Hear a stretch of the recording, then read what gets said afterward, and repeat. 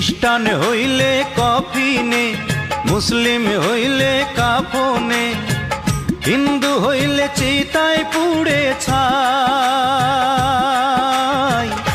ও মানব গৌরব করার নাই রে কিছু নাই, ও মানব গৌরব করার নাই রে কিছু নাই।